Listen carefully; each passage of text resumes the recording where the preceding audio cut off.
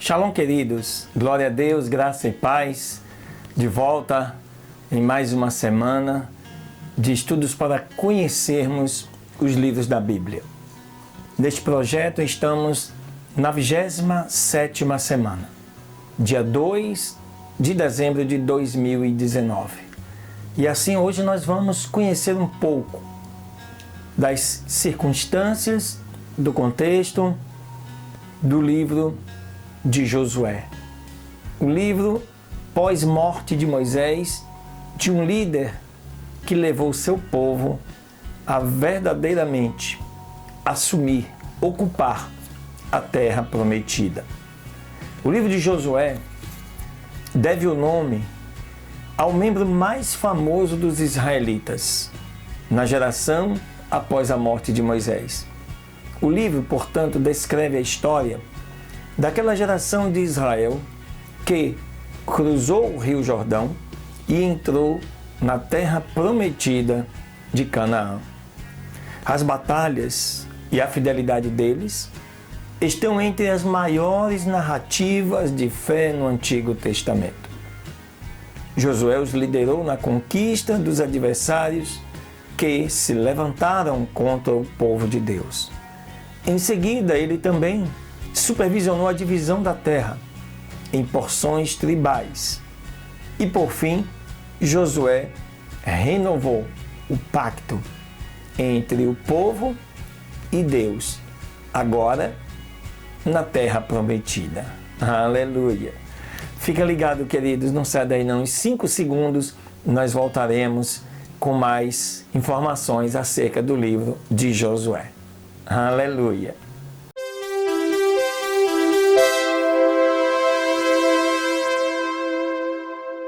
Muito bem, queridos, estamos de volta. Vamos falar um pouquinho aí acerca do livro de Josué, sua autoria, o contexto histórico, né? a sua mensagem, o seu propósito, porque isso vai te ajudar na hora de você estiver estudando o livro de Josué, compreender toda esta dinâmica. O autor do livro de Josué não é identificado na Bíblia. Podemos já esclarecer essa questão. De outra maneira, o livro assim permanece anônimo, se é que o próprio Josué não o tenha composto lá originalmente. Isto porque o livro traz o seu nome. É possível isto.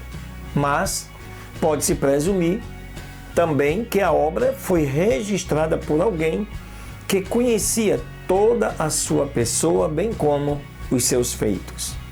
Há numerosas referências por todo o livro que sugerem uma formação final do livro após o término, o tempo da vida de Josué.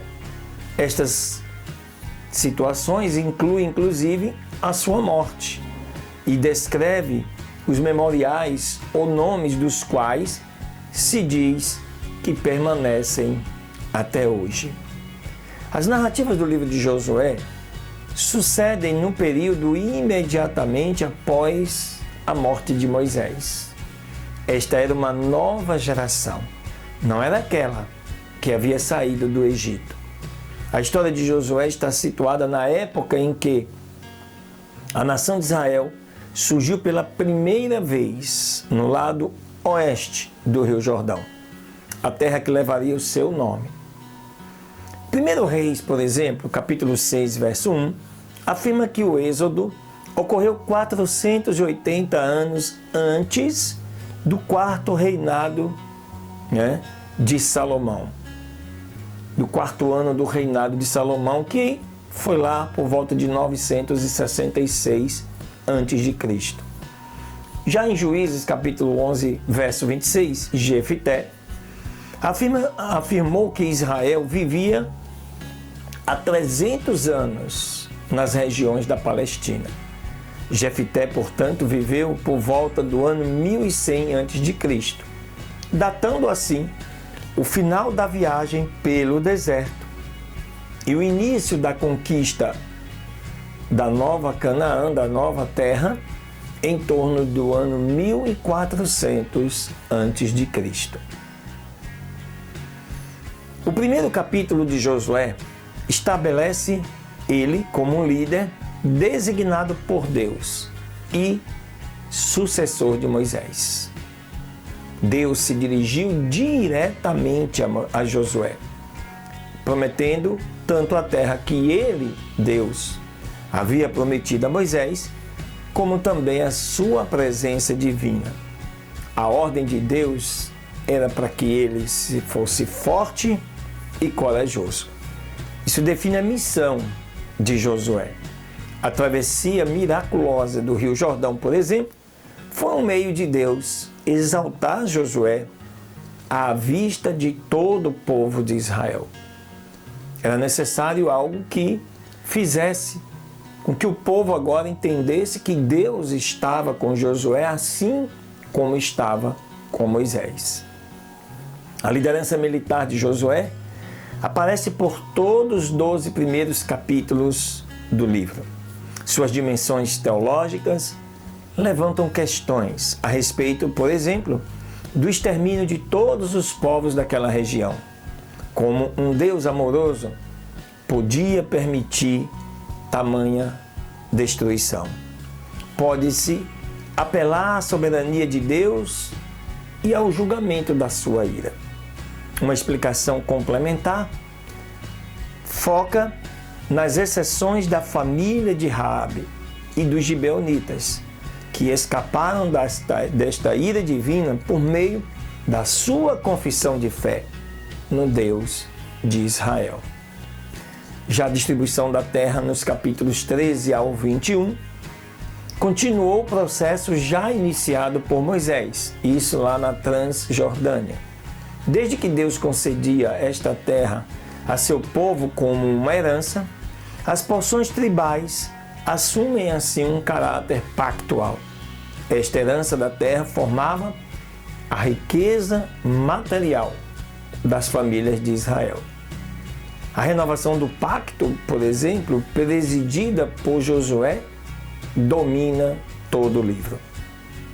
Ela é detalhada explicitamente em Josué capítulo 8, dos versículos 30 a 35 e Josué 24, de 1 a 28.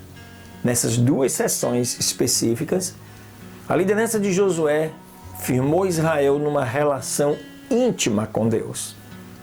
A graça de Deus possibilitou que a nação ocupasse sua terra e adorasse unicamente a Deus.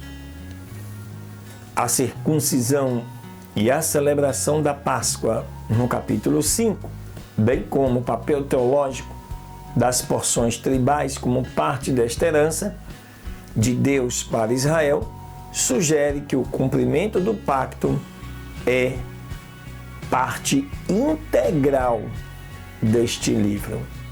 Por fim, o caráter de Deus é evidente por todo o livro, especialmente em termos da sua santidade e seus atos redentores. A santidade de Deus se manifesta nas cerimônias em que Deus separou Israel das outras nações. Os atos redentores de Deus são claramente representados nas vitórias militares do seu povo. Aleluia! Glória a Deus! Creio, queridos, que com estas informações vai te ajudar a ter uma visão diferente na leitura do livro de Josué. Que Deus te abençoe, te conceda uma semana de vitória. Semana que vem tem mais. Um beijo no seu coração.